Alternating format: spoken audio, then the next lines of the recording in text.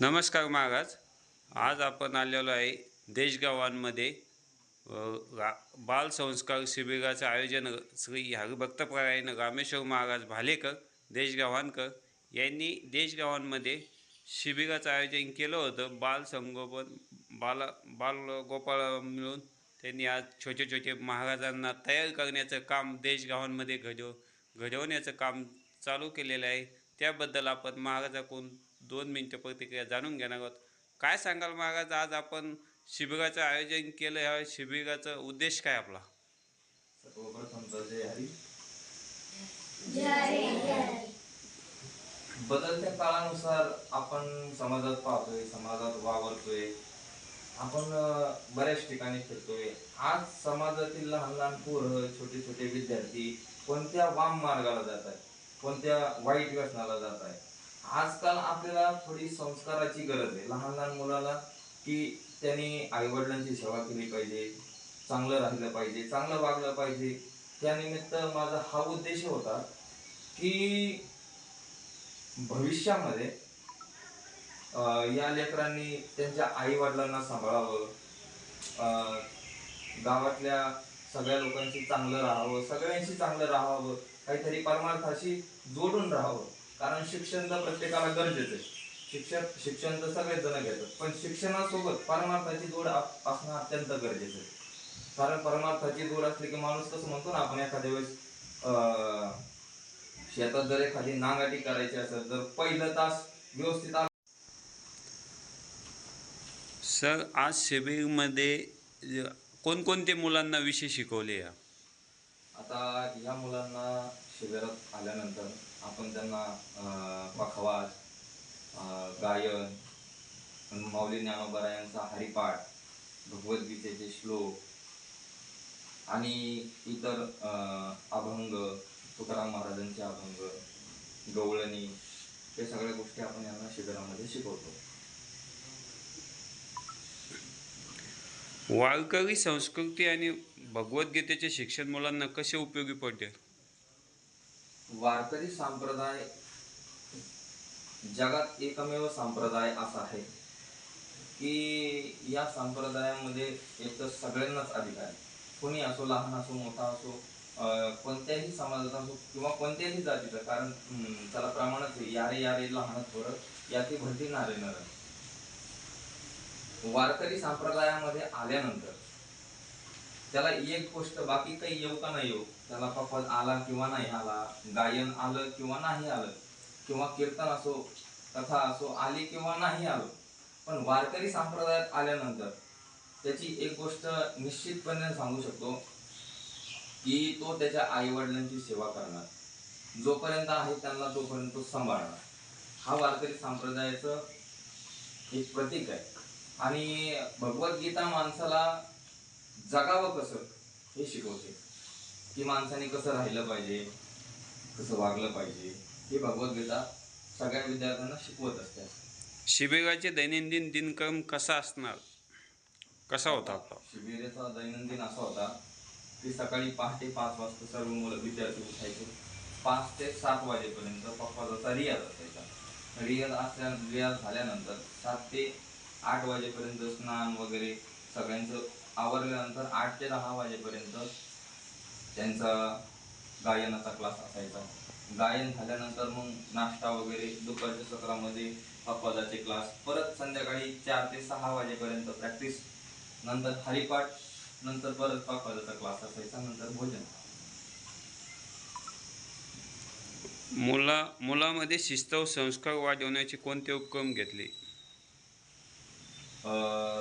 त्यांना शिस्त आणि हे वाढवण्यासाठी आपण त्यांना व्यवस्थित बसणे किंवा आपण काहीतरी गोष्टी त्यांना सांगणे, की आपण समाजात गेल्यावर कसं राहिलं पाहिजे, कसं बसलं पाहिजे, आपल्याकडे एखादी अतिथी आली, आपल्या घरी पाहुणे आले, किंवा आपण कसं राहिलं पाहिजे, कसं वागलं पाहिजे, कसं बसलं पाहिजे व्यवस्थित. कारण काय करतात आजकालचे लेकरं, कसे बसतात, कुठं बसतात. आणि एक विनोदाचा भाग झाला की काय होतं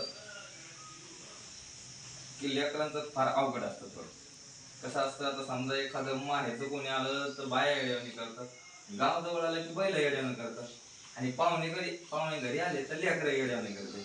मग मला रुपया देणार, आता गिलासात रुपया टाकणार. जर समजा आईनं सांगितलं त्याला बाळा दूध वगैरे काहीतरी घेऊन ये, तर मग ते काय करतात, ते ग्लास घेतात, त्याच्यात रुपया टाकतात, असं खुळखुळ खुळखुळ खुळखुळ वाजत चालतं.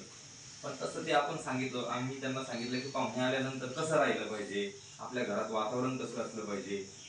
रोज आई वडिलांचं दर्शन घ्यायचं. रोज सकाळी उठल्यानंतर झोपेतून उठल्यानंतर अगोदर रामकृष्ण हरी म्हणायचं, धरतीचं दर्शन घ्यायचं, कारण आपण त्या भूमीवर राहतो. सर्वात प्रथम ती भूमी म्हणजे आपली माताच आहे. अशा पद्धतीने मी त्यांना सांगत असतो. कीर्तन गायन तबला व पखवाज शिकवण्याचे आपले उद्देश काय होता? माझा उद्देश हा होता की वारकरी संप्रदायामध्ये, आता आपलं गाव म्हणा किंवा इतर गावामध्ये म्हणा, अनेक ठिकाणी काय होतं की परमार्थात लहान लहान मुलाची ओढ जरा कमी झाली. कारण काय होतं, त्यांना परमार्थाचं मार्गदर्शकच कुणी नाही ना. आता मुलं तर वाईट वळणाला जातात. त्यामुळे माझा उद्देश हा होता की या निमित्ताने ते परमार्थाशी जोडून राहतील. न जाणू याच्यात एखादा कीर्तनकार होईल, एखादा वादकही होऊ शकतो. कारण यांना सगळ्या विद्यार्थ्यांना आवड आहे, सगळे पखवाज शिकण्याची, गायन शिकण्याची. इथून पुढे आपल्या वारकरी संप्रदायाला गरज आहे. आणि आपला धर्म टिकवण्यासाठी आपल्याला तरी लहान लहान मुलांना जागृत करणं काम आहे आपलं. या शिबिरामुळं मुलाला भविष्यात कोणते सकारात्मक बदल होतील? एवढा बदल तर निश्चित होईल की हे यांच्या सगळ्यांच्या भविष्यात असे शिबिर आयोजन करण्याचा आपला काही उद्देश आहे का अजून? हो. आता हे शिबिर तर आपण दरवर्षी ठेवणारच आहोत. कारण काय आहे, आपल्याला लहान मुलाची परमार्थात गरज आहे. कारण काळालाही गरज आहे. कारण आपला धर्म, देश हे जोपासणं आपलं काम आहे, त्यांचं रक्षण करणं आपलं काम आहे. आणि याकरता मी दरवर्षीप्रमाणे हे शिबिर राबवण्याचा प्रयत्न तर करणारच आहे आणि करणारच आहे.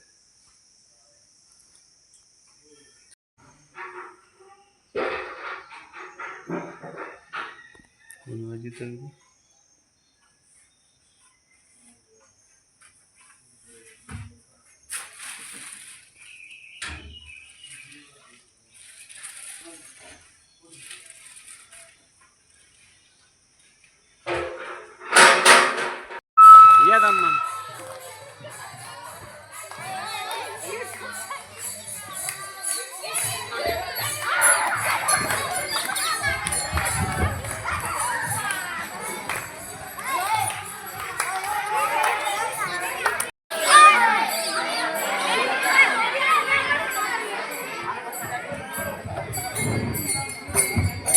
Hello, hello. Hello, hello.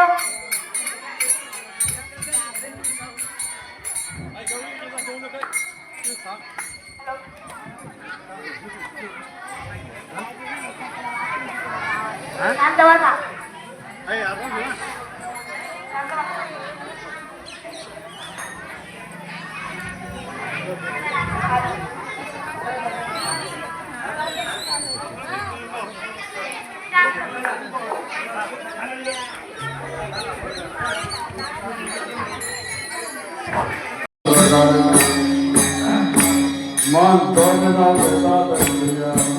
Hello.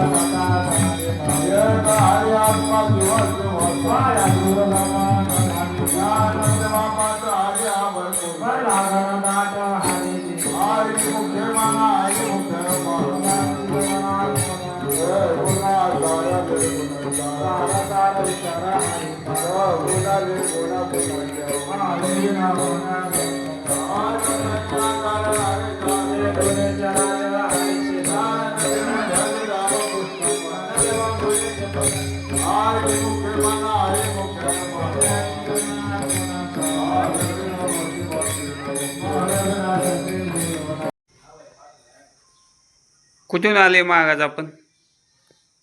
माझे नाव वरद संतोष सोनवणे. मी जालन्याहून आलो.